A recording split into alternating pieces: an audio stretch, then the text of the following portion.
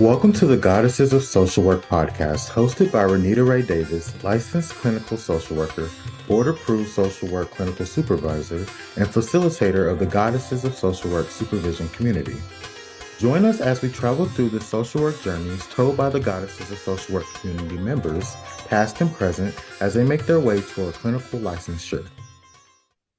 Welcome to the Goddesses of Social Work podcast. I'm your host, Renita Ray Davis, and I'm here today with Kelly G. Loeb, MSW. Kelly G. Loeb is the Community Engagement Coordinator for the University of Kansas Alzheimer's Disease Research Center, where she provides education, resources, and support for people experiencing cognitive change, their family and professional caregivers, and the general public. Sharing her expertise in Medicare health insurance, dementia, and caregiver support, Kelly works towards a world where Alzheimer's disease is just a memory. Kelly's master's degree in social work is from the University of Kansas, and her bachelor's degree in English is from the University of Missouri, meaning that Kelly loves both sides of the state line, but she will always call Los Angeles, California home. Kelly is an inaugural fellow of the American Society on Aging's Rise Fellowship for BIPOC, Black, Indigenous, people of color, professionals in aging, and a past president of the Kansas City chapter of the National Association of Black Social Workers. She is a Silver Life member of the Alpha Kappa Alpha Sorority Incorporated and a member of the Links Incorporated, for which she was a 2020 fellow in the Scott Hawkins Leadership Institute. In June 2021, a panel of Kansas City community leaders selected Kelly to be Miss Juneteenth KC 2021 in recognition of her community service and leadership. Welcome to the show, Kelly. Oh my goodness, thank you. I feel entirely welcome and excited. Thank you. Awesome. What an amazing bio. I mean, you have done some incredible things, but I am curious, what is a member of the Links Incorporated?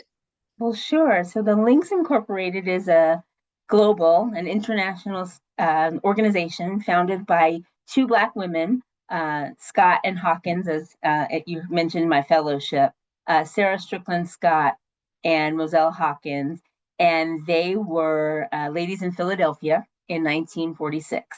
And so you can imagine the way the world was in 1946, and there were not lots of opportunities for Black women to live in the world in their most authentic ways. And so Miss Scott and Nick Hawkins got the idea, and they were almost certainly inspired by the Black sororities of the time, which includes Alpha Kappa Alpha, my sorority. They decided to get a group of women together to form a service organization. And they named it the Links, at least in part because they wanted to demonstrate a commitment to friendship and service. So they wanted Black women to be friends with each other, and they wanted them to serve their communities together. So they, in 1946, so almost 80 years ago, 79 years ago, started this organization in Philadelphia, and they raised scholarship money for students. They provided food to people who didn't have enough food. They did drives for clothing and other necessities of living. And it started as this group in Philadelphia in 1946, and now almost 80 years later, it has spread internationally. There are Links chapters all across the United States. There's a chapter in the UK. There are members, everyday folks like us, although I don't think we're any more everyday than anyone else. We're pretty awesome.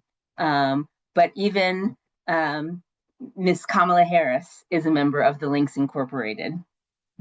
So if that tells you anything about the sort of women that the group attracts.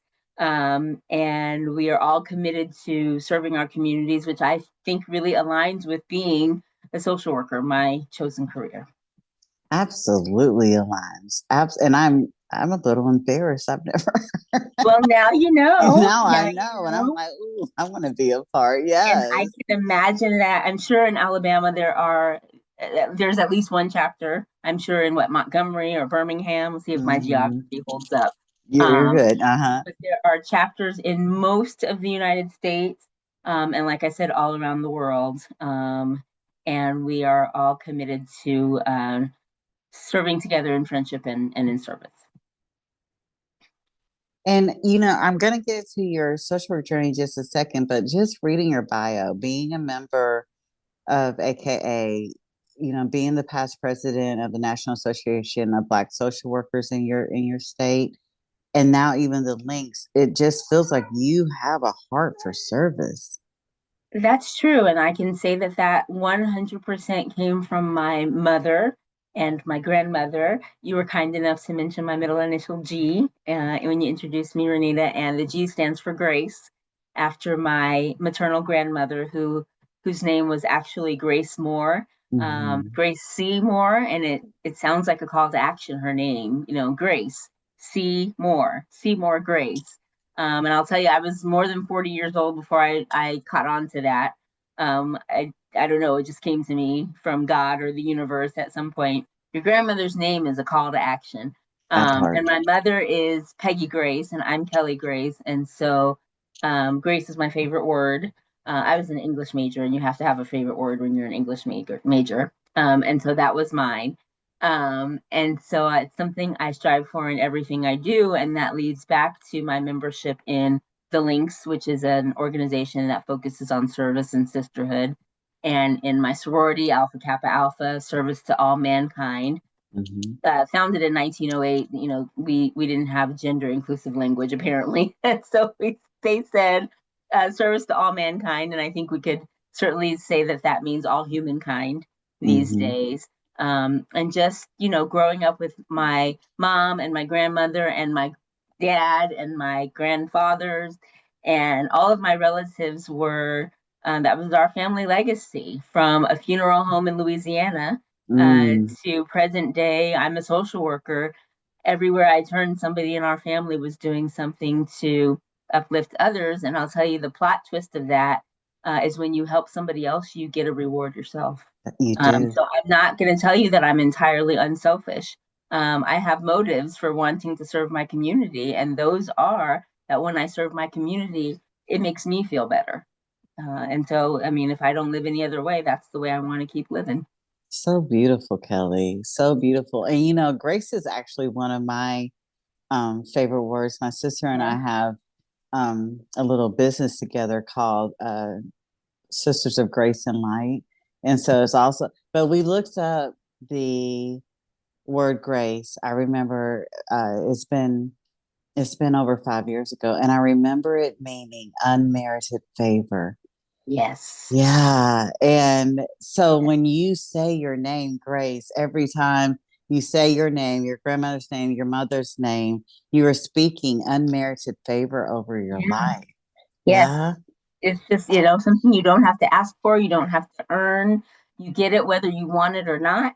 And it just comes. It reminds me of one of my favorite lines from one of my favorite books. The name of the book is Dancing on the Edge of the Roof. I mean, doesn't that just sound like a book that you should read? And there's a scene in the book where there's a weary traveler, and he is on a lonely highway, and he stops at a diner to eat. And the waitress comes over, and she's like every waitress you've ever seen on a TV show. She's cracking her gum, and she says, "Well, what can I get for you, honey?" And he says, "Oh, I'll take some breakfast. I'll take some bacon and eggs and some toast and some coffee." And she says, "Okay, I'll be back." And she comes back pretty quickly, and she brings the bacon, and she brings the eggs, and she brings the toast. And next to that plate, she puts down a bowl of grits. And the traveler says, "Well, ma'am, this isn't for me. I didn't order grits."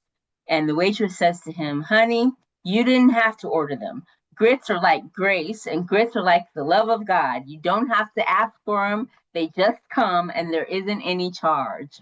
And I love that so, so much. And that is exactly what I like to think about grace, is that I never had to ask for it, but it keeps showing up, just like grits. Yes. I had grits for breakfast yesterday morning. And so every time I have grits, I think about that. I did buy mine from the store. They just show up, and I put my butter and my salt. I'm team butter and salt, no sugar on my No, grits. yeah, But yeah. make them how you want. Mm-hmm. But they just show up. You don't have to ask for them. Mm. And they're like the love of God, and they're like everything good you can ever think of. You are such an amazing storyteller. Ah, that was so good. And I can't wait to have grits tomorrow for breakfast. Right? Yeah. I cannot wait. And I'm team butter and salt as well. Oh, I good, can't good, even good. imagine. Savory grits. Yes. I can't even imagine the other way. What is the name of that book? Because I want to get it. I want everybody else Yes, to read it. it's called Dancing on the Edge of the Roof. And if you give me a second, I think the author's first name is Sheila. Isn't that terrible? It's one of my favorite books, but No, I I love it. can't think of her name for sure. I know the book is Dancing on the Edge of the Roof. I got it. And probably if you look it up, We can you find can the find author. the Yeah. author. Sheila, oh, I was right. Sheila Williams. That's the Sheila name. Williams. I love that. And I cannot wait to read it. And when I read that part, I'm going to think of you. But I Thank cannot you. wait to have some grits tomorrow. And every time I have Yes, grits, and grits are actually my son's favorite, one of his favorite yes. foods. And so I I'm going to think mean, about grace and unmerited yep, favor. that's right. Mm, That's that right. is Amen. beautiful. Yes, Okay. yes. Oh, that was such an amazing introduction. We hadn't even asked any questions. And that was so good and so juicy. But I always am curious, especially when it's someone that I've only met and we've only gotten to meet just one time before. But Kelly, what did you want to be when you're growing up, or who did you most want to be like when you were growing up? I love this question so much because I'm willing to bet that you, Renita, and anybody that might be listening to this would never imagine that anybody as a kid wants to be this when they grow up. So I will tell you first, I did not want to be a social worker when I grew up. That I did not think to myself, oh, I know, I want to be a social worker. It took me a while to get there. What I did want to be when I grew up is a dentist. Who What? wants to be a dentist? That's so weird, right? But I wanted to be a dentist, and I'll give you a little bit of context. My mother both of my parents are retired now. When they were working, my mother was a nurse, and in particular, a school nurse. Okay. And my father was a physician, a gynecologist, an obstetrician gynecologist. Mhm. And I'm an only child. And so I had this example in my parents of healthcare professions and helping people to feel better. And school nurses are just to a T. I mean, every school nurse I've ever met, and I've met quite a few, is someone who just, loves on you and makes you feel better and gives you a Band-Aid and tells you you're going to be okay and helps you get glasses and all those cool things. I mean, who doesn't love a school nurse, right? And so I wanted to be like my mom, of course. Yeah, of course. And my father, as an obstetrician gynecologist, was, involved in helping ladies bring their babies into the world. I mean, that's just like, what an honorable thing to get to do. And the only time I ever thought that wasn't a good thing to do would be like on Christmas morning. Not every year, but very often some lady was having her baby on Christmas morning, and my Christmas dad would have babies. to leave to go deliver the baby. And, kids on Christmas morning, you just want to open your presents. You don't want your dad to have to leave. And so I thought, I don't want to be that because I don't want to have to leave on Christmas. And I thought, well, I want to do something like my parents. I want to be in a helping profession. And they never, ever said, you have to be like us. They did say you have to go to college. Yeah. But they didn't say I had to be like them. And so I took their example, and so many of the people in my family, including one of my aunts, may she rest in peace, was a social worker. I said, oh, I'm gonna go do something to help people. But I want it to be something good. I want people to be happy to see me. And then I thought, well, nobody likes going to the dentist, right? Everybody is always like, oh, it's going to hurt. And they're going to tell me I have cavities and I have to floss. So I thought, you have to remember my child brain said, well, I'll just become a dentist and then people will like the dentist. I will change the way that people perceive dentists. Change the I will be the narrative. dentist that everyone wants to see. Yes. And the dentist that I saw as a kid was a Black woman like me, and she is left-handed like me. And so Dr. Linda Lott, wherever she is out in the world, I just thought she was amazing. And I thought, oh, well, I can be a helping profession, but I don't have to be a a nurse that has to do band-aids and things. And I don't have to be a gynecologist and miss Christmas. I can just be a dentist because dentists just tell people to smile. And I mean, I didn't know what it was like to be a dentist, right? And so this was my plan. And so I moved from Los Angeles to Kansas City to go to dental school. Really? I got into dental school. How you ended up in Kansas. Yes, I wonder that myself often, especially when it snows or the weather is terrible. And I think I could have been in California. It snows in Kansas. Yes. And I got a little bit into dental school, and I had this class where we had to write a paper about some dental technology. It was boring. I mean, I was not excited to write this paper, but I wrote it. I did my very best, and I turned it in, and my professor called me into her office, and she said, Kelly, this paper is really, really good. You did a great job. I can tell you're a writer and you love words, and you did such a good job. And she said, I don't think dental school is for you. And I thought, what? Now, I had been used to getting straight A's in school. I never missed a day of school from kindergarten through 12th grade. I loved school and I was good at it. So imagine my surprise when the professor said, honey, this is not for you. And she said, this paper is so good. You should go be a writer somewhere. Really? And she said, I can tell you have a real heart for people and you want to help them. And she said, this paper is so well written and it's not appropriate for a scientific journal because scientific journals have to be boring and, full of there's nothing boring about they can't be. She said, I laughed and I don't even remember that paper. This was before you had papers on the Google Drive. So that paper is in a box somewhere, maybe. So I can't even pull it out and read it again. But she said, you're so good at writing. I think you should go do something else. And at the time, I knew that I wanted to work with older adults. That's the other reason I wanted to be a dentist, because I thought, well, old people are always having to go get dentures. I'll be a dentist and then I can help old people. What I didn't know was that I wanted to be a social worker.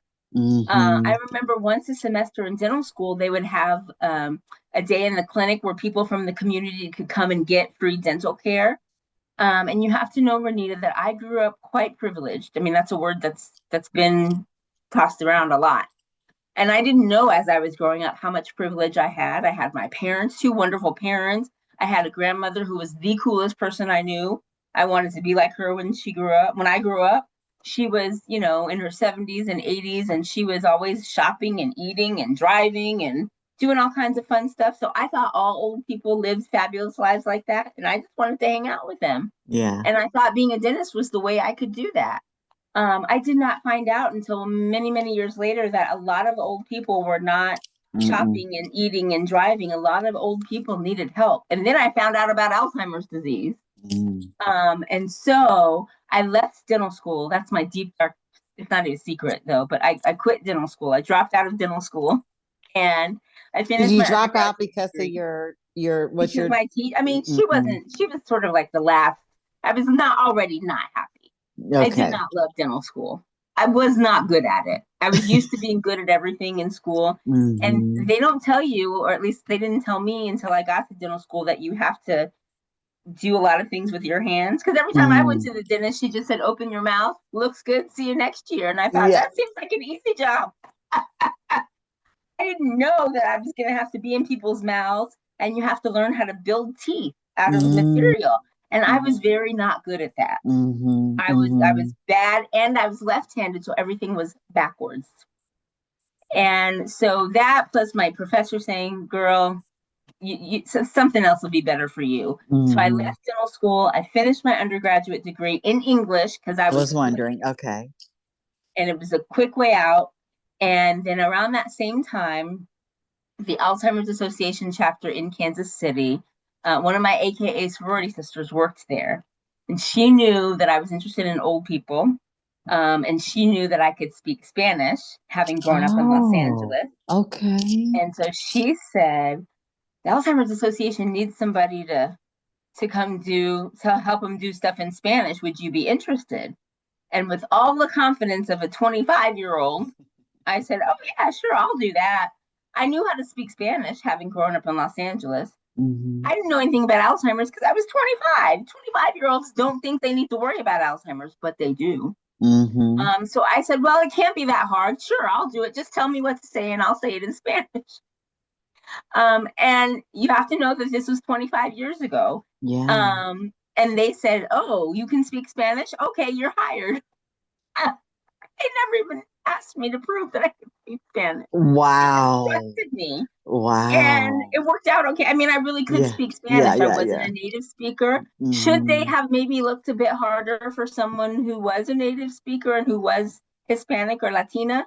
Yes, but they didn't because this was Prairie Village, Kansas, and they took what they could get, which was me. And I laugh at that A now Black because woman from Los a Black woman Angeles. from Los Angeles, I mean, they got a 2-for-1, really, because they got a Black woman and a Spanish speaker. That's pretty impressive. And Yeah. nobody doubted me. I Mm. was telling the truth. I could speak Spanish and I learned about Alzheimer's. It was a great way Mm-hmm. to learn is to try to explain it to somebody else in another Mm-hmm. language. Great way to learn something because you have to Wow. understand it two different Twice. ways, right? Yeah. So I did that and I stayed there for 10 years. And it was while I was there that we had all these social work students coming through doing Sure do. internships. And Yeah. I said, well, I'll be darned. That's what it That's is. what I want to do. It took me all Wow. this time. And so I went and got my MSW. And that was the Wow. beginning of my social work career, going from I want to be a dentist to I'm not going to be a dentist to I'll go work for the Alzheimer's Association. That is such an amazing journey. And I was already blown away by your bio, but to learn that both your parents Mm-hmm. were, and we're talking about Black people in Right? the 70s and 80s, Yes. were physicians and school And nurses nurse. in And Los yes, Angeles. in Los Angeles. And my mom had actually worked for the VA Mm. until a couple years before I was born. Then she transitioned to working for the school district, and then we had the same schedule. So yeah, my mom Ah. was at the VA with a bunch of. I mean, in the 70s, it was guys coming back from Vietnam Mm-hmm. and Mm-hmm. women too, Yeah. mostly men, but also women. And she was the nurse, and then on the other end, my dad was delivering babies. That is Um, amazing. They're alone. Them alone yeah. are super I impressive. mean, that just was, and I remember when, gosh, I'm sad about how this turned out, but I remember when The Cosby Show came out, you Yeah, know, and they had the Huxtable family, and Dr. Huxtable was an OBGYN, sure was. and Claire Huxtable, Mrs. Huxtable was an attorney. And I remember people saying, oh, that's not a true story. Black people don't do stuff like that. And I remember thinking, yes, we do. My mom was a nurse and Yeah. not an attorney, but yeah, it's living proof. Yes, we do things Yes. like that. And so I remember being really proud and thinking, Mm, I'm going to figure out how to follow their footsteps. I just didn't know it was going to mm-hmm, be in social work until mm-hmm. another 10 or 15 years later. But it Yes. worked And out okay. then really super impressed with your grandma just out there Yeah. living at Oh, my 70. grandmother Yeah. is just, I mean, I loved hanging out with her. I was an only child. Mhm. And she was, retired by the time I was like 9. And so I would just go hang out with her and her friends. And they just always were doing something fun. They taught me how to play card games. We would go to vacation Bible school. We were always going to eat somewhere. And every Tuesday, you went to Ross, the clothing store. If Yeah, you were, I think, 55, which is not that far away from me now, you got 10% off. And so I she'd go and say, remember. Yeah. pick you out something to wear. I'll buy it because I get 10% off. She was And I excited just about that remember 10%. thinking, yes, I just remember thinking, I want to be like that when I grow up. Mm, And it never occurred to me as a kid that everybody's grandmother wasn't like that. mm, And I don't want mm. to say that, I understand. you know, I don't want to sound snotty. I mean, I had a really amazing grandmother, but Mm-hmm. it wasn't until I started working at the Alzheimer's Association and I met other older adults who were dealing with the very real challenge of dementia. And that's hard. That's objectively hard. Whether you have a lot Mm-hmm. of money or no money or somewhere in between, having dementia is hard. And people need support. And Yeah. where they get a social worker from. But I didn't know that And we're until gonna I get was to that. We're doing gonna get to that part of your story. But it. I also just wanted to. There was three things I wanted to speak on: how impressed I was with your parents, your Yes. grandmother, but then how super impressed I am with from the time you were little to the Yeah. time you went and left Los Angeles to come to Kansas to go Right. to dental school, that you had such tunnel vision focus on getting to dental school. I That did. is impressive to me. It's, it kind of shocks me as we come upon graduation season now, that, young people, and I can say young people now that I'm on the verge of 50, but young people coming out of high school, we tell them, okay, decide what you want to be for the rest of your life. I've been saying this. Like, Yes. why do we do that? And, and I look at young people today that are much better than I was. They are they have so much more sense of who they are. Self. They have so many more. I mean, I had a lot of options, don't get me wrong, but they have even more options than I did. They have the internet. I learned how to type on a typewriter. Yeah. And we did not have Google and Chat GPT. We had to, it was just your brain or whatever. And so these young people today have so many options. But I think we do a disservice when we say, pick something that you're going to do for the next 50 years. I agree. And pay $70,000 a year to do it. And you don't know anything about the world. And I was, I said I lived a life of privilege. I was very sheltered. I didn't know anything about poverty. I didn't know anything about families that were having a harder time. I had 2 parents. I had a car to drive when I was 16. It wasn't a brand new car, but it was my grandmother's car. She basically said, here, you can have my car and drive around wherever you want to go. So I didn't know anything about what it was like. I still don't know much about what it's like to have to fight for anything in this world. And so I suppose being a social worker is one way that I can You're learning to acknowledge my own privilege and use all the tools that I had to help somebody else. Isn't that beautiful? I'm in this financial freedom class. That's not what it's called, but she talks about some people performing as if they don't have the privilege that they do have, so that they can feel more in alignment with those who may be living in poverty. So they don't mention the resources that they have access to. And that is doing a disservice to the population. If you're going to be in alignment and allied, then use the resources you have. Don't pretend like you don't have those resources to try to fit in. I mean, isn't that social work? Maximizing your resources. Let me take what you have and what I have, and let's put it all together. That's it. And make everything, when we help somebody here, we lift everybody up. We sure do. A rising tide and all of that. So, yeah. So we're getting into your social work journey. You're like, oh, MSW students doing internships. And you know what?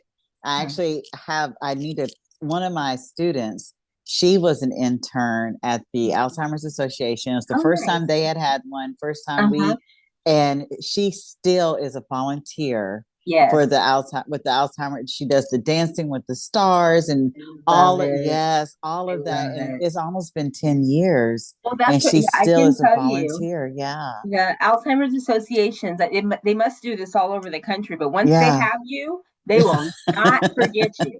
They will not let you go. So I worked there for 10 years and then I left and I did some other adventures. I started a support group in 2002 that still runs today because we still haven't cured Alzheimer's. Is this for a support group for Alzheimer's? Okay. A support group for caregivers.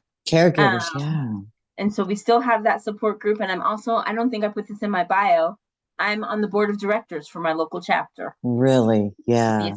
So they didn't let you go. They recognize something good. So for the student that I just let them know. They're never going to let anybody leave. She doesn't want to be let go. They see a good thing when they find it. And they will, until we find the cure, which I have to believe is coming, they're going to keep holding on to good people to do this very important work. Yes. Yeah. So you went and got your MSW, because I want to ask you more about Alzheimer's in just a minute, but you went and got your MSW and you knew to get your because I always am curious, how do you learn about social work? So you learned from the students who were coming through the association and you went and got your MSW. How was that? What was that experience like for you? Because I know for some of us, we're like, oh, I'm at home. This is home. Yes, this is where I was meant to be. I remember feeling that. I mean, I have to say, I decided to go to dental school, and I got in, and I never felt as secure in being in dental school as I did in social work school. Mhm. Now, to be fair, I was 18 when I went to dental school. I went to the University of Missouri at the time, had a 6-year combined bachelor's and then doctor of dental surgery program. So right out of high school, you could go to dental school, which is a great idea and also a terrible idea, because nobody at 18 should, well, maybe I shouldn't say should. I, at 18, did not have the internal resources to say, yep, this is what I want to do for the rest of my life. I hadn't lived enough life, for one thing. And I Right. had lived a pretty sheltered and privileged life. So anyway, fast forward to the year that I was 30, what year? 32. So by Mhm. 32, I still was living a fairly sheltered and privileged life, but I had seen a few things. Mhm. And I was more mature and I was more wise. And so at 32, I went back to school to get my master's degree. And I was always a good student. That Yeah. wasn't that academically, I was a rock star. But I had just some more presence and some more gravity and some more awareness Mhm. of the world. I had been working at the Alzheimer's Association for a while. And that is what made me say, yep, I'm going to go get a master's degree in social work. And this is going to get me into this population of older adults that I love. And that is where I found all these amazing older adults like my grandmother. And then I found some other amazing older adults who had different circumstances and who needed somebody to come along and help. By 2008, we had, Google and the Yeah. internet, and everything was shifting from, the postal service to pay your bills to all this electronic stuff. And baby boomers and the generation prior to them were in their 60s and 70s and saying, what in the world? I need Mhm. somebody to help me. And it turns out that somebody was a social worker. It was Yep. me and so Mhm. many of my colleagues. And so I went and got my master's degree, and I loved it.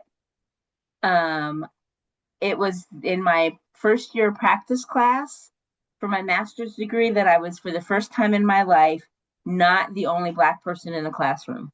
Mm. There were 10 of us in my practice class, and 7 of us were Really? Black.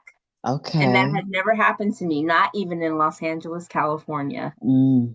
It took Mhm. Kansas City, University of Kansas, to be not the minority in the classroom. And I bet a lot of people watching this will understand how that must have felt, Mhm. to be in a classroom where more of the people in the room looked like me than not. I mean, that's such a foundational experience for me. I will never not be grateful for that. Yeah. And so I went to social work school for 2 years. I loved it.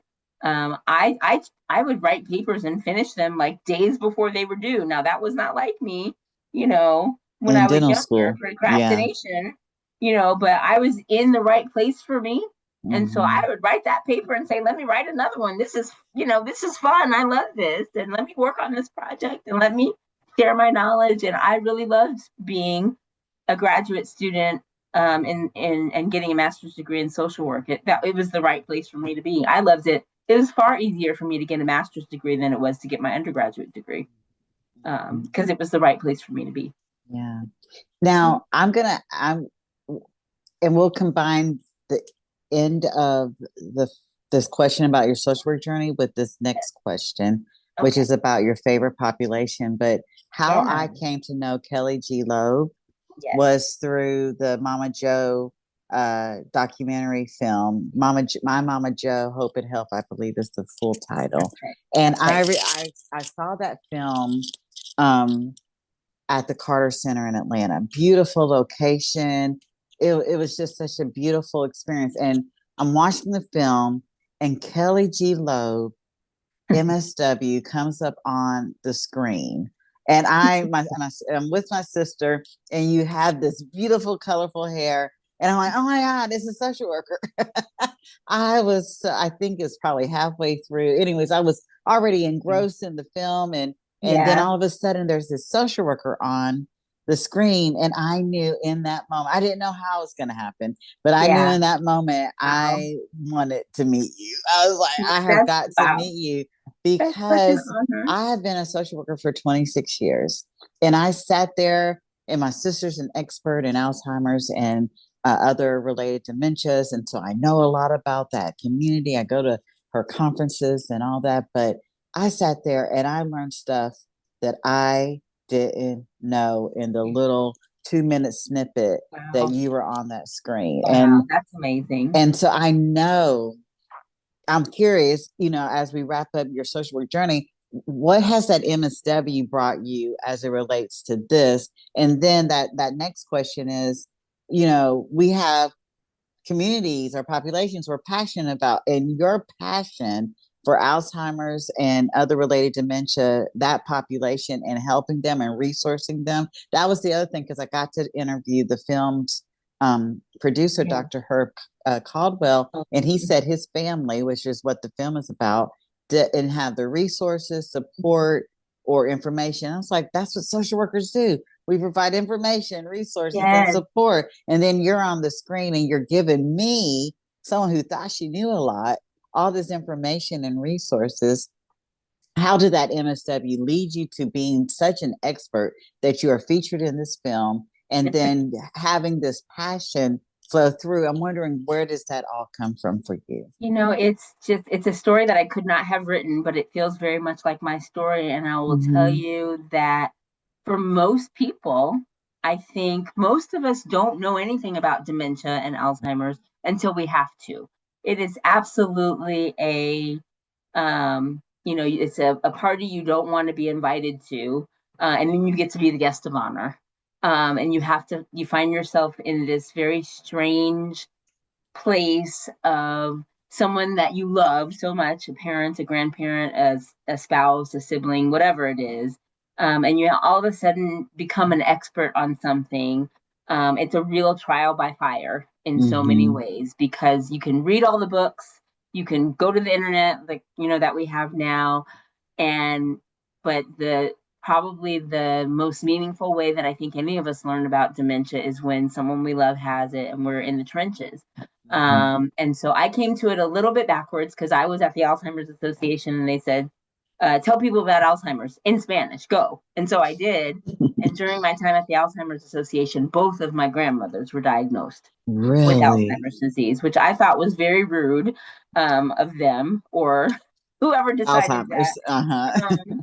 Because I thought that I should have some kind of immunity from Alzheimer's, but it doesn't work that way. Alzheimer's is an equal opportunity disease. We are all at risk of having it, especially Black women. That's just my shameless plug.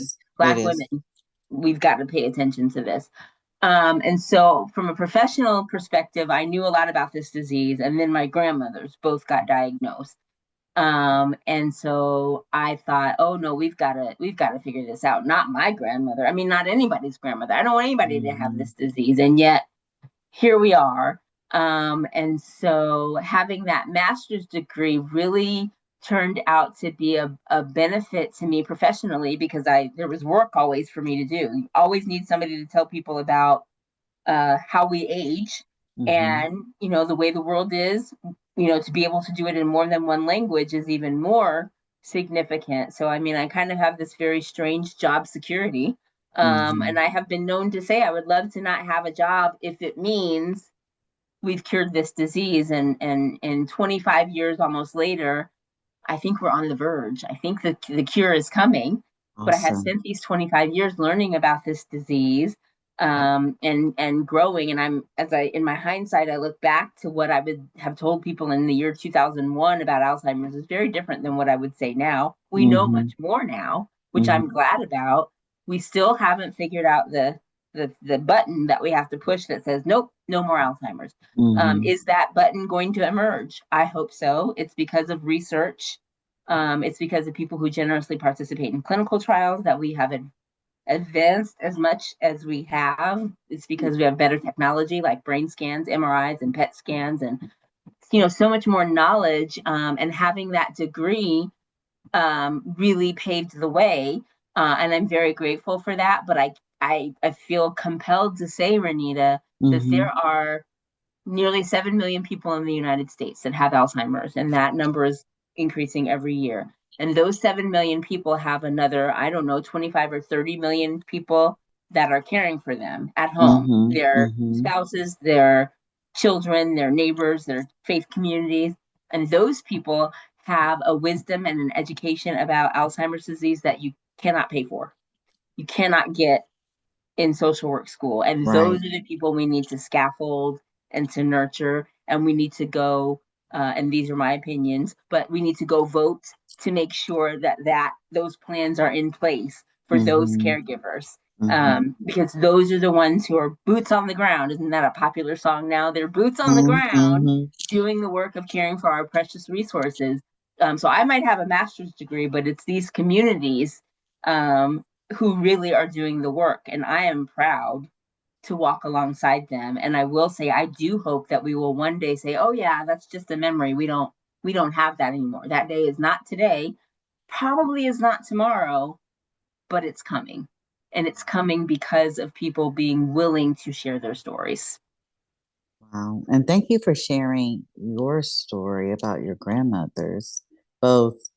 And I love that you said, like, I'm doing the work. I should have been immune. My family should have been immune to all of this. But I mean, and who knows? So far, both of my parents, they're 75 and 76. They are living in this fabulous life. They're retired. They have fun doing all kinds of great things. So far, they seem to be very cognitively healthy. And I pray quite fervently that that will continue to be the case for them and that it will be the case for me. Right. But we are all Black people, and we know that Black women have a higher risk of getting Alzheimer's disease. We know genetics plays a role in Alzheimer's disease. It's not automatic. We know lots of families, though, who say, oh, yeah, both my grandmothers had Alzheimer's, and my aunt, my sister, and my dog, and everybody had it. So we know genetics is important. Genetics alone does not cause Alzheimer's disease. But that's just more reason for us to say, let's talk to our healthcare providers. Let's participate in clinical trials. And I know Black people in clinical trials have not always had, that's not always been an easy or a fair thing. I'm working really hard in my role at the place where I work to encourage all kinds of folks to participate in clinical trials, because we need data from all kinds of brains. We need Kansas and Missouri and California and Puerto Rico and the whole world. Alabama. Everywhere. Alabama especially, right? I have to put in a plug for Alabama. We need people who live in a variety of places and have a variety of life experiences to say, this is what a brain looks like, so that we can figure out how to have a brain that does not get dementia. So we'll know what the button is. One other thing about that, Alzheimer's disease is not a normal part of aging. Anybody who's been listening to me go on here, and you all are very kind to spend your time listening, please know that people don't get Alzheimer's disease just because they are old.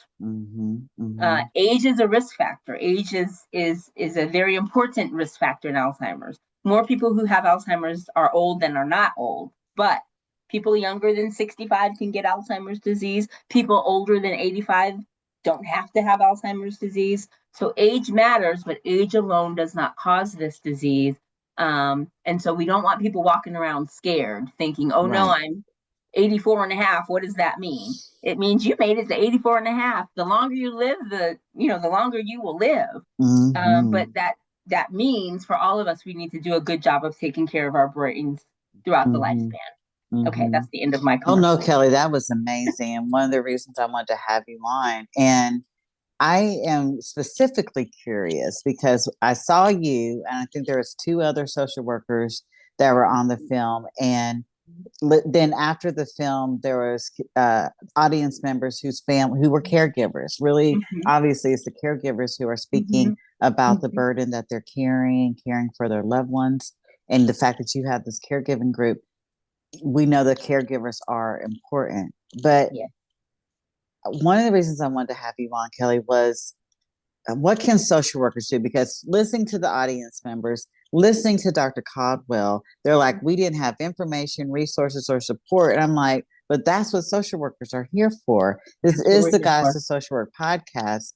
How, especially Alabama is such a rural space as well. What can we do as social workers to support our community members, both caregivers and people living with Alzheimer's? What can we as social workers do to be more present so they do know that there's support there? So I love that. I will take that as a call to action. One of my favorite things about being a social worker is the magic wand that they give us at graduation. They do, don't they? Yes. All my fellow social workers out there are saying, what? I think you didn't get yours? You didn't get yours? That's the thing that people think we have a magic wand and we come in and we say, abracadabra, all your problems are solved. And listen, as a social worker, I wish that I really did have that magic wand to say, here, let me fix everything for you. We don't have that yet. But what they teach us in social work school and what we work on in our continuing education throughout our career is staying up to date on the latest and the greatest. And if I had even a penny for every time somebody said to me, so I have someone in my family who has Alzheimer's disease. I wish I had known that there was such a thing as the Alzheimer's Association or the Alzheimer's Disease Research Center or a million resources that I, as a social worker, am well aware of. I have phone numbers and websites memorized. If I had a penny for every time somebody said, I wish I had known, I could pay for Alzheimer's to get cured if that's what it's going to take. I don't have a penny for every time someone has said that, but I would say lots of social workers know about resources that are available. So please take advantage of us. And all my fellow social workers, don't cringe when I say that, but ask us for help. And fellow social workers, if we don't know, we find someone who does. I think that that's what we're probably the best at.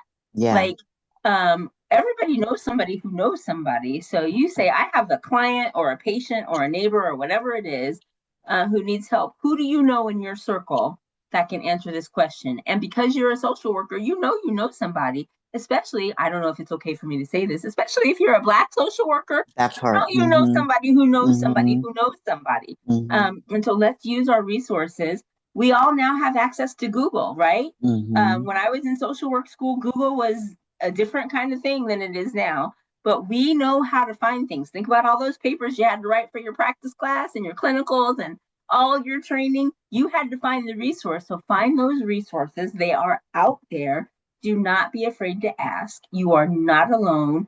If there is a problem, some social worker is working on it somewhere. Yeah. And do not be afraid to ask because your friendly social worker knows. Even if your friendly neighborhood social worker is tired, even especially over these last 5 years, we've come out of or maybe we're still in a pandemic, and every day there's something new to get ourselves worked up about. But we know how to find solutions. I mean, that's literally what our job is. They call us social workers not because we're out having parties, because we're not out having parties.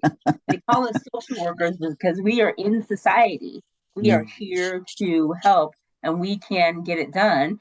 The director of my organization says we are going to find the cure for Alzheimer's disease because people participate in clinical trials. And I do believe that that's true, but we are also going to find it because the social worker is looking for it. That part, yes. Find it. I love that. Yes, absolutely. That was such a great response. And what I'm going to make sure we do in your podcast description is list some of those resources. That's a great so idea. that, even they can go ahead and have it at their fingertips, both for the community members, the caregivers that are caring for someone who are just lovingly listening to us because this is uplifting and entertaining, but also for the social workers. Self-care is so important, for caregivers, for people with the diagnosis, and even us social workers. We are not, well, we probably are superheroes, right? We all have I have a shirt that says we are. Right.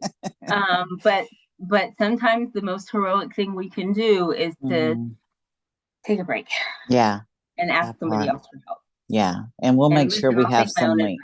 Advice, Please. Yeah. Yes. Please. But, absolutely. Renita, before we came live on camera, I was saying, so I have this situation, please help. And you were so kind to help me. And so I'm going to pay that forward. I hope somebody will ask me, please help. And I hope that I can not be too afraid to say, oh, no, I need some help too. Yeah. And just keep it going. That's what we got to do. That's it.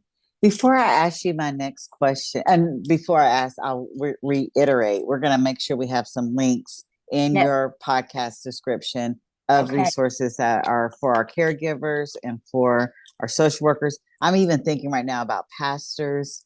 I just came back from the Altar Summit. I don't know if you've heard of that, but a lot of churches, Black churches in particular, are doing some amazing work in this area. So we're going to make sure we have those resources.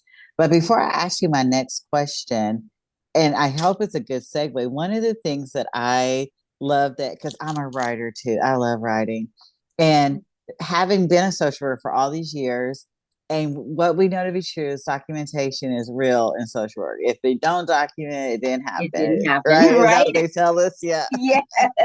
I'm curious, and this question kind of leads us into, this leads us into your next question, but being a writer and having to document so much in social work, has Yeah. your love of writing, tell me, yeah.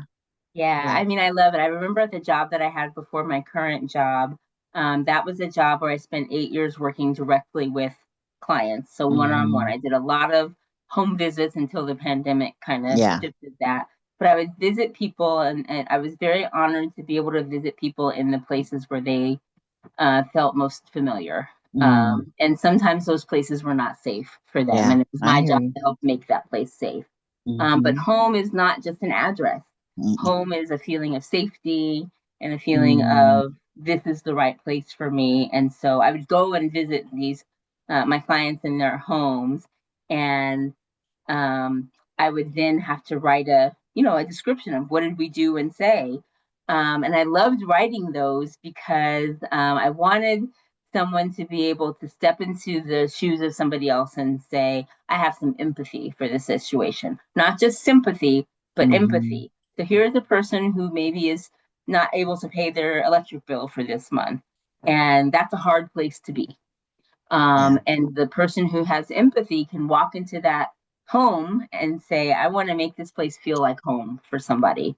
Um, Mhm. and and I was going to use that English degree, and I was going to write the most melodramatic, loving screenplay of this lady needs you to pay her Evergy bill, please, or Mhm. else she is not going to be able to eat tomorrow. And I wish that that was not as dramatic as it really was. I mean, those Yeah. situations came up a lot, and it was my role to be able to tell that story to Mm. someone who then could say, okay, here's the money for the bill. Mhm. One of my favorite things about being a social worker is the number of times I get to say yes to somebody. Mm. And people who need social workers, which is everybody. There's nobody that doesn't need a social I worker. agree completely. But Mhm. people who find themselves especially in need of a social worker are very, very often told no. Mm. They very often have to hear, no, we can't pay that bill for you, or no, you can't have an extra week to pay your rent, or Mm. no, you can't buy all of these groceries. And so I Mhm. considered it a challenge that I had to accept to say, yes, I can Mm. do that for you. Yes, Mhm. I know of a fund for that.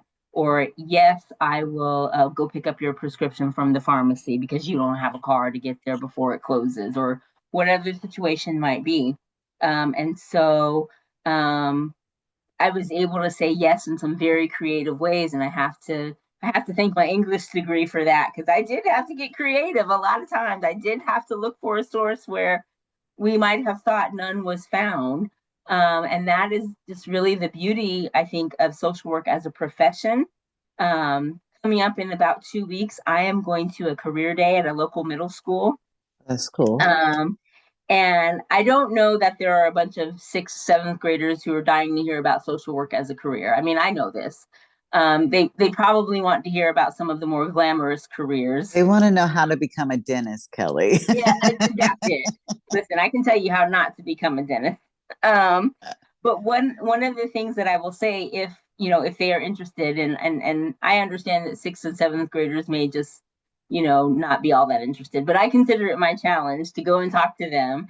And I'm going to get to tell them how I got to say yes to people, how I get to meet people who are probably very like their own grandparents. I'm Mhm. going to get to say I was just on a podcast. I'm Yeah. right. Does that make me cool? I think it makes me cool. I'm gonna get to say I was in a movie You at the were. Jimmy Carter Presidential Library Yes, and at the you were. AMC Theater, and they're gonna say, "A movie? How did you get to be in a movie?" And I'm gonna say, I overheard the director of the movie saying that he was making a movie about Alzheimer's, and I eavesdropped on his conversation, and I said, "Well, if you're making a movie about Alzheimer's, you need to put me in it." And he And he said, did "Tell me why." with And I all said, your "Because." beautiful, glorious Okay, self. Yes, I I just loved said it. because Alzheimer's is my thing. I know Mhm. a lot about two things, Alzheimer's and Medicare, and you need to put me in your movie. And he said, okay, you can be in it. It was that easy. So Mm-hmm. you might not know social workers are as glamorous as we are, but I am in a whole movie. So if you have movie star dreams, maybe you should try being a social Come worker. on through. Yeah. And maybe that dream will come true. Or maybe, like for me, I thought being a dentist was my dream, and it turned Mm-hmm. out being a social worker was my dream. And I'm so glad I found that out.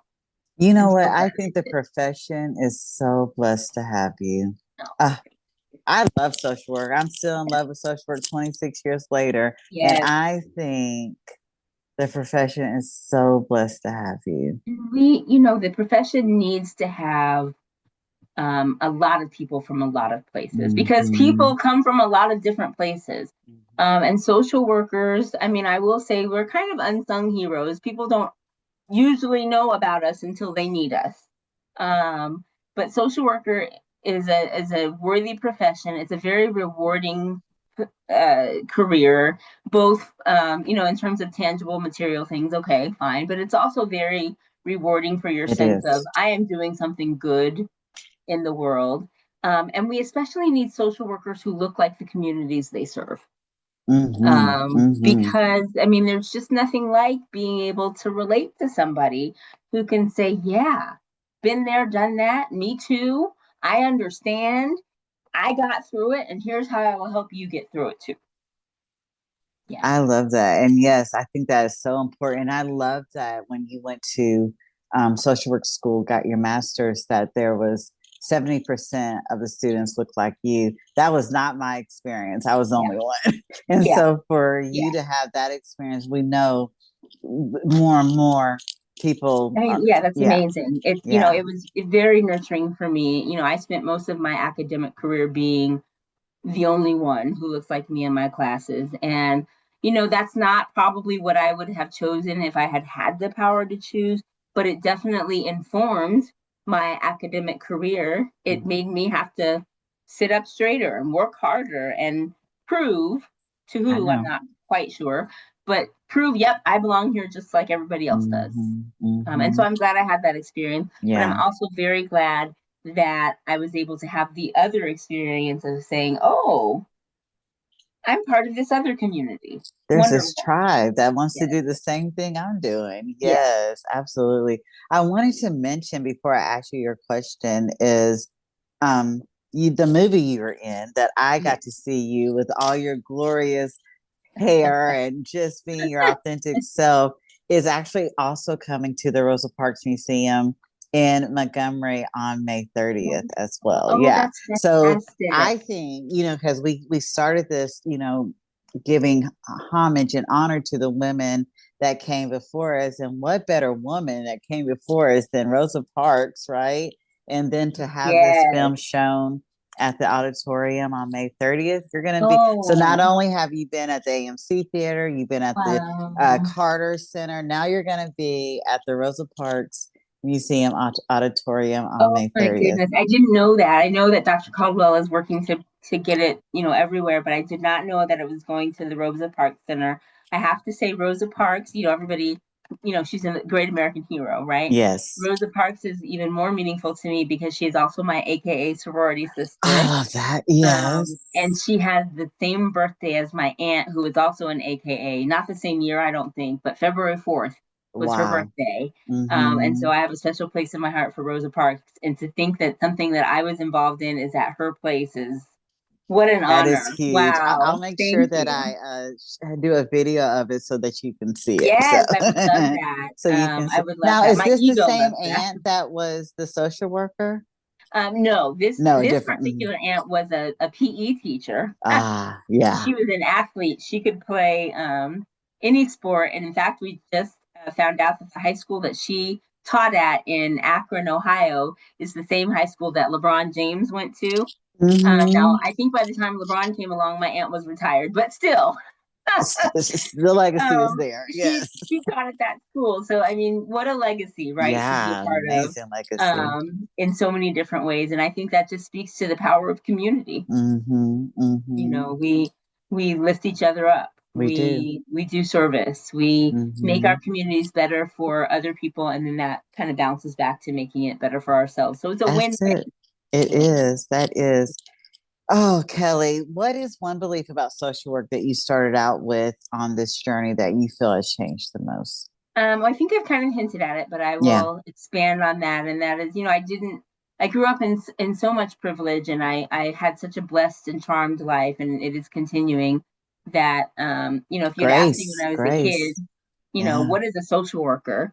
I would have said, oh, that's for, you know, kids that need more Yeah. help than I have ever needed. And who doesn't need help? We all need help. Mm-hmm. But I did Mm-hmm. not know the diversity of the social work profession. Mm-hmm. To my detriment, I didn't know that social workers can do all the things that they do. Including I mean, it's podcasts. really just incredible. I didn't know until I was in social work school that Medicare prefers social workers as service Mm-hmm. providers. Mm-hmm. And not to dismiss Right. any other profession. We don't do that here. Right. But if Medicare has a choice of who it's going to pay to deliver some of its services, it's going to go with a social worker because social workers have to know how to do everything. Mm-hmm. I mean, we have to know about Alzheimer's and Medicare. We have to speak Spanish. I mean, we have to be in movies. We have to do so many things. And so the powers that be say, wow, social workers are where it's at. Mm-hmm. And so that's the main thing that has changed for me, is I didn't know how far a reach social workers had. And I thought social workers maybe only were people who entered into crisis situations, and Mm-hmm. we certainly come in handy in crisis situations. But I like to think of my own social work practice as getting to people before the fire starts so that the fire doesn't start at all. So Mm-hmm. let me help you now, while things are going well. Let me keep making things go well. Yeah. So I graduated from the University of Kansas School of Social Welfare, and that's one of the universities where they talk about the strengths perspective, Mm-hmm. which is a value I think that crosses a lot of social work agencies. And that's where we say, what's going well for you? How can we keep things going well for you? How Mm-hmm. can I support you now while you're doing well so that you can keep doing well? And I love that as a philosophy. And that is not something, I mean, my whole life kind of had always gone well. So I didn't know what it looked like to not have a life that was going well. And so I didn't know about social workers until I decided to become one. Yeah. And I'm so Yeah. glad that I did. Yeah. And you know what? I probably last year, we were talking about in middle school, kids, social workers aren't asked to come to career day. And the fact that you knew in middle school you want to be a dentist, Right. and for you to go to career day with Yes. these kids and have, I've been in a movie, I've been on a podcast, I Right. get to wear my glorious hair, all of those Right. things, I right? mean, it's Yes. amazing. I Yeah, also and was, you're showing them social work in yeah, a there's different so many light. different Mm-hmm. avenues. I also, kids probably won't be impressed by this, but I'll tell them anyway if I have time. I'm also in a social work textbook. So Ah, there's it's called, I can't remember what it's called. Don't tell anybody I said that. But it's a textbook for like social work practice classes. mm-hmm. And it talks about all the different ways one can be a social worker. And Oh, so I there's love a that. section about the different kinds of social work, like social work in a hospital or social work. Mm-hmm. There's even such a thing as a financial social worker, Yes, someone who I helps know. I have the manage their money. certificate. Yeah. There's social workers for athletes. So if you think, Mm-hmm. oh, I I knew want to meet that. LeBron James, LeBron James Yes. seems, I Jimmy mean, he seems to Butler. be doing well, right? Yeah, yeah. But as a basketball player, he could use a social worker to help Mm-hmm. him do something, I'm sure. Navigate parenthood. There Yes. you go. Yeah. And so there's a chapter in this social work textbook that talks about a social worker for older adults. And they Wow. interviewed me to talk about, why do older adults need social workers? And I was in the 6th edition of this book, and now there's a 7th edition coming out. And I changed jobs from one edition to the next. So they did a new interview. Come So I'm on in the book through. twice. Yes, that's Now, as an amazing. English major and a real reader, I love that I'm in a book. I don't know if that's glamorous. It is to me. It is to me Um, too. Yes. but what I want, thank you. What I want these young students to know when I go to talk to them, whether you want to be a social worker or an actor or whatever it is you want to be, you have so many possibilities. Mm-hmm. Do not let Mm-hmm. yourself be limited to what somebody Mm-hmm. else thinks that you can or should do. You can be a movie star and a social worker. And I'm not athletic, but if you want to do that, you can You can do that as I well. was going to say a movie star and a social worker, as evidenced by Kelly G. Loeb. Come Right. on through. Yes. I'm, You know I'm what? I know we're going a little long, but I want to mention this because I believe in it very strong. Obviously, I am a reader. I have bookshelves all over my home, filled, not just filled yes, with books yes, that have actually been read. But one of the things I believe very strongly is because we do document and the way you describe having to write creatively in order for people to get the resources that we think just is humanity, but you having to be creative to write creatively in order for people to get the resources. I believe that if you are a reader, you can write so creatively, so much more easily. And yes. so the fact that you're talking about the fact that you love reading, the fact that you love writing helps you to help people in a very creative way. Yeah, I mean, the more you read, the better you'll write because you'll Right. understand how words fit together and you'll get to know different styles and different ways of delivering information. And reading is reading, whether Yeah, it's a novel or a comic book or an audio book. The point is to get the information, however you're going to get it. And being a reader is, just, I think, a surefire way to be successful at whatever it is you're going to do. absolutely. Absolutely. Kelly, this has been such an amazing interview. It's been better than Yeah. I already knew it was going to be amazing. And then when you said yes, after I saw you on the film, I'm just like, God Yes. is just blowing my dreams away. It's And just then right. this, I yes, same, right? yes, it's just been Yes, so good. But likewise. we are at our last question. Okay. And I am curious, what brings Kelly G. Loeb peace?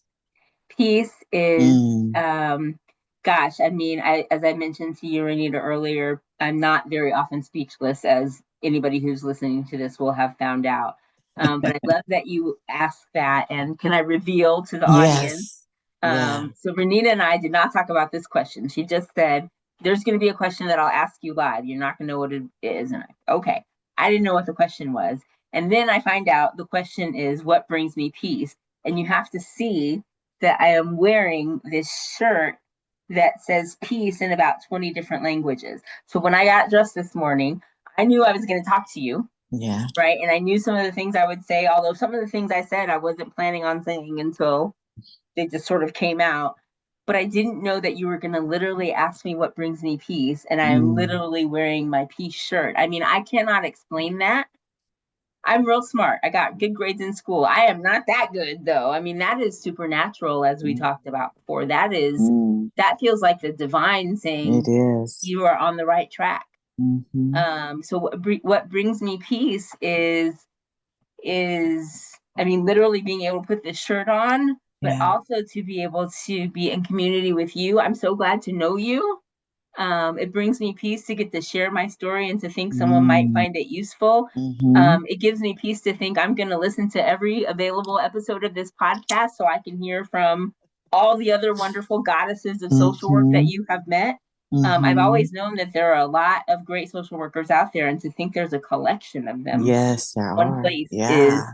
amazing. And Yeah. to think that I might be included in that group is, put that on my headstone when I go on to the next plane. I Not that I love want to it. go anytime soon, No. but wow. Mm, It makes me feel very at peace in what is a very turbulent time in our world. It makes me feel yeah. very at peace to know that what I'm doing is making, I hope, a positive difference. You are. You That's are. what brings me peace. Oh, it says peace. Oh, right here. It says Yes. peace. Yes. And I will carry that with me for forever. I mean, I just don't think Mm. I will likely forget that. That was such a beautiful response. And when I've been listening to you talk, I wanted to say, and I don't know why I was holding back, but I'll go ahead and say, re- even though this is an interesting time to be alive right now, and I'm so Yeah. grateful that I chose to be alive in this particular time Yeah. and space. What's going to get us through is community. What's going to get us through is community and being with like-minded folks and waking up having your peace shirt. And I didn't know what the question was I was going to ask you. I always pray Right. before, and I saw the word peace, and I was like, I want to know what brings you peace. And I think what is going to bring us peace is leaning on each other. I think so. And knowing that there is a whole community of goddesses of social work who are out here trying to bring peace, not trying, bringing peace. Bringing peace To families and communities, whether it's with their work with Alzheimer's and other related dementias, whether it's work through hospice, whether it's work through in hospitals and prison settings. That's what we do as social workers, is bring people, our clients and their families, peace. And I am so grateful to be a part of a profession that does that. Yeah. Thank you so much for being on the Goddesses of Social Work podcast. It was so amazing. I love and I'm so glad you said yes. I'm so glad you said yes. Me too. Thank you. Wow. Oh, my heart is full. Thank you for listening to today's episode of the Goddesses of Social Work podcast. We are glad you were here. If you like this episode, please come back to hear more stories of the journeys through social work, and please leave us a review on Apple or Spotify. See you next time here on the Goddesses of Social Work podcast.